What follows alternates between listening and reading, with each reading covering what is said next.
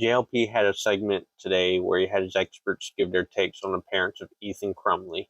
James and Jennifer Crumbley were sentenced to 10 to 15 years in prison.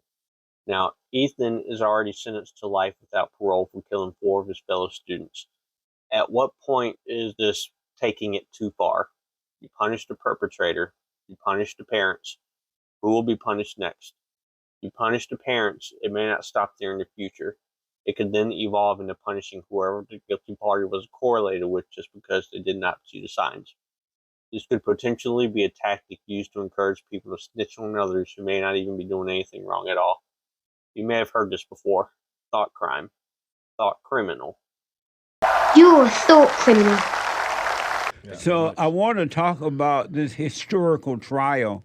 They're calling it a historical trial because, as far as I know, it's the first time that parents have been punished for what the kids have done, at least sent to prison. So this is from Fox.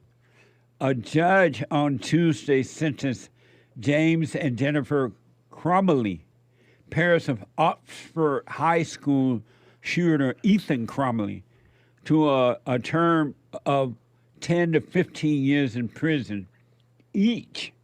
10 to 15 years in prison each.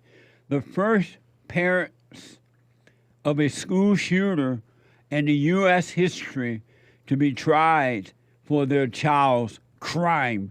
Watch this first from MSNBC. A judge has sentenced both parents of the 2021 Oxford High School shooter to 10 to 15 years in prison. James and Jennifer Crumbley, both separately addressing the judge today. The judge today making it clear their, quote, convictions confirm repeated acts or lack of acts that could have halted an oncoming runaway train. Sentencing them to 10 to 15 years behind bars. When it's all said and done, when you count in the formulas there, you'll see them behind bars for a period of about 7 to 8 years, because in the state of Michigan, you usually serve about 2/3 of that sentence, and they'll be getting credit for time served. And the judge explaining that this is not about bad parenting, that she kind of dismissed the arguments that you heard from James and Jennifer Crumbley as they spoke and as they addressed the court and those families in that courtroom. And the judge said the sentence is not about bad parenting. Instead, she said it's about related acts that could have halted a runaway train. She later said it's about repeatedly ignoring things that made a reasonable person feel the hair on the back of their neck stand up. And according to Fox and Post-Millennial, prosecutors have suggested the Crumbley could have stopped the shooting before it happened when they arrived to meet with school counselors after Ethan was caught scrawling disturbing notes in class. He had written messages such as blood everywhere and the thoughts won't stop. Help me. Blood everywhere and the thoughts won't stop. Help me. Amazing. Each of the defendants' gross negligence has caused unimaginable suffering to hundreds of others as a result of what happened that day. Each act or inaction created a ripple effect. Therefore, an out-of-guidelines sentence is appropriate and proportional. I believe that the following sentences would be in the best interest of justice and are reasonable and proportionate to the seriousness of the matter and the circumstances surrounding each defendant. Amazing. And last but not least, this is from CNN. What the families of the Oxford school shooting victims said at the sentences. Watch this from MSNBC. Haunting the parents and loved ones in that courtroom today. While your son was hearing voices and asking for help, I was helping Madison pick out her senior classes. While you were purchasing a gun for your son and leaving it unlocked, I was helping her finish her college essays. When you texted, Ethan, don't do it, I was texting Madison, I love you, please call Mom. It's fair to say that I live every day with pain, anger, heartache, regret, anxiety, stress, you name it. They are all there, wreaking havoc in my once normal life. Han's murder has destroyed a large portion of my very soul. Every day is a battle. The fact is, no matter what you try to make yourself believe, Jennifer, you did fail as a parent, both of you. To love and to be loved, that is the human experience. It was up to you guys to show your son that. Instead of giving quality time and compassion, you gift your son a gun you knew caused extraordinary damage. There's a reason your kid didn't use the other 2 firearms or the .22 ammunition you own. I believe your actions cannot even be confined into the word failure. Your mistakes created our everlasting nightmare. Why is she speaking fast like that? It might have been sped up. Oh. I'm guessing that it was sped up because she was wordy. Oh. But I don't know. She was bored? Wordy. Oh. So that's the, that was the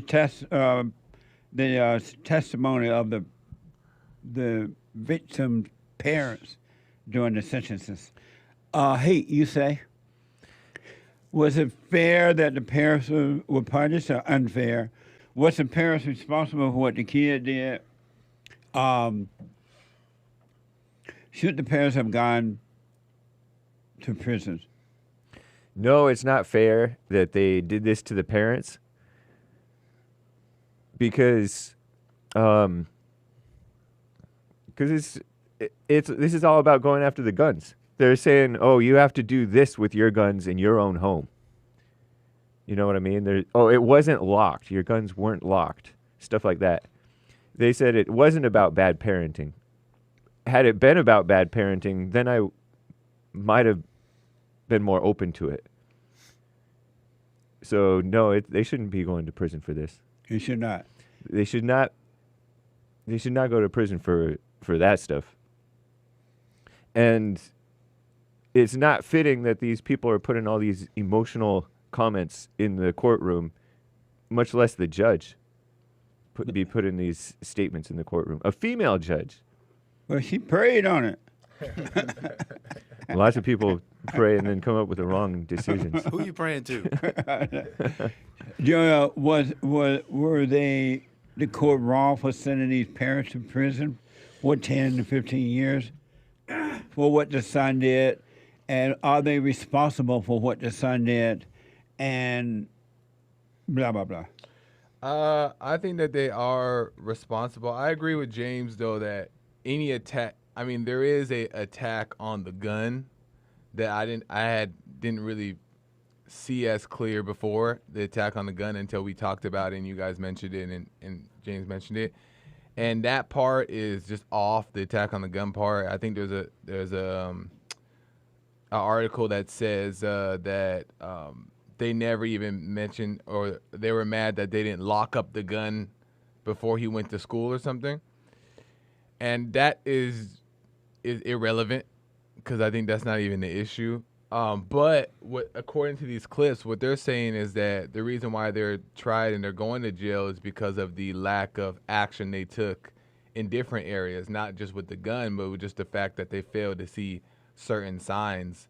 So because of that, I agree that the parents should be locked up. But to go even further, I think that the teachers should also be locked up as well, because the teachers that were involved in this, they saw the signs, they saw different things that led up to see that this guy is not stable, something's wrong with his mind. And then even though they knew that and the parents came, they still didn't send the child home. They let him go back to class, even though he had this drawing of the blood and the death and all these things. They sent him back to class. And when they sent him back to class, that's when he did the shooting. So they ignored all he basically said, I have a demon. The voice is telling me to do it. I'm possessed, without saying it, right? But they just sent him back to class. So I think that he should go to, the parents and the teacher go to jail. Lock him up. So you think that when the parent went to the school, and I guess according to the report, I may not be clear on it, but it sounded like they saw the little scribble test he had made on the paper about the gun and all that, and he was crying out for help. That at that point, the parent should have known he was about to shoot. No, I say for one, the first sign was, I'll make it quick. The first sign was that he was texting about he was looking online about the bullets and stuff like that, which is not a big deal. But when the second part came in, when they draw the guns up, when he draw the bullets and saying the thoughts won't stop and you do the pictures. And then you go back to the first red flag that he was looking up the guns. And then, then you're like, oh, okay, this is kind of crazy. But then the school said if you don't put him in therapy within 48 hours, they demanded them to put him in therapy for 48 hours. They said you should put him in therapy. Something going on with his brain. You need to do it. They refused that. So the parents refused them to get him help. But then on top of that, that same day after they refused the help, they said, go on and send him back to school. And when they sent him back to school is when he did the shooting. So they could have took him home. They could have put him in therapy, but they ignored that, the parents and the teacher. According to Wikipedia, Ethan was 15 years old at the time of the shooting. Which is even worse. He got demons because the parents ain't raised him right. So, but what's therapy gonna do? Well, I mean, what is he just confined? Is he like in an asylum? Well, I mean, is that type of therapy, or just therapy like with somebody talking to him? Somebody probably talking to him, but that could be better. I mean, we don't know because today therapy is just people who get therapy commit suicide and all kinds of. But I mean, stuff. It could have been what's the worst that can happen? You can't lose by going and talking to somebody about these thoughts. Maybe he come across a decent therapist or whatever, but instead he just continued to believe these thoughts. Is my Let's say they point. sent him to therapy and then he does it anyways. Do they still go to jail? Which one? Yeah, what are they parents? supposed to do? Let's say parents send them to therapy and he still commits a shooting. Do the parents still go to jail? The parents don't go to jail the parents are going to jail according to them because they ignored these signs. Right. If they didn't ignore these signs, then he probably wouldn't have did the killing. They wouldn't have to go to jail. But I still the parents think, are going to jail for giving him a gun. No. That's not what they're saying. They're saying that he's going to jail for giving him a gun, but also because they neglected the signs. Oh yeah. So next, should the parent have the host of the American Anchor Baby at 12 noon Pacific time? Should they have gone to jail? The parents are they to blame for what the son did? No. This whole case from the top is hate, blame, and victimhood. When you look in the details. Let me take this headphone off. That's a perfect plug to promote the book. I have books that are amazing. I highly recommend you get them. 7 guaranteed steps to spiritual, family, and financial success guide. Even if you're not starting a business, but you have a job or you're on welfare, it can help you if you do. Be doers of the word, all right? From rage to responsibility. From rage. That's why I write about in the first chapter, especially how I overcame scam. How the black leadership exploits black Americans. They're using them, and blacks are too willing to be used. And then my last book, The Antidote, Healing America from the Poison of Hate, Blame, and Victimhood. They're all amazing books, and they're helpful. Go to rebuildingtheman.com if you want an autographed copy, or call 800-411-2663. I don't know what you said. I had these headphones on with a delay. My bad. Check out Rage for Rage. Oh yeah, check out Rage. No, not Rage, but the Antidote. Antidote. Healing America from the Poison of Hate, Blame, and Victimhood. Rebuildingtheman.com or call 800-411-BOND. And I will sign it. Amazing book. Rebuildingtheman.com/stores. Right. Rebuildingtheman.com/stores. Go ahead, Nick. The details are so amazing. When you look at, for example, just the mother, and you look at her case when she was being, when she went to court for all this, their defense was to blame the father. Their defense was it was his fault. He was trying to give him a gun. They were trying to play with the gun. And so it was all blamed. The mother there. was blaming the father first? Yeah, she took no responsibility. She said, where'd you get that from?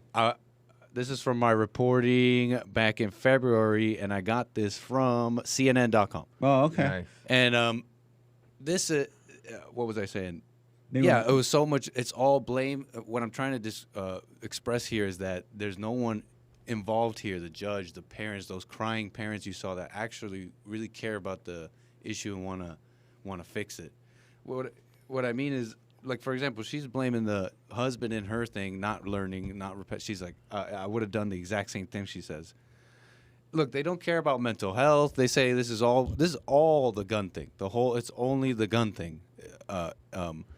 Trying to, placate the pain of others, like trying to make people feel better. It's about revenge if you really think about it, not justice.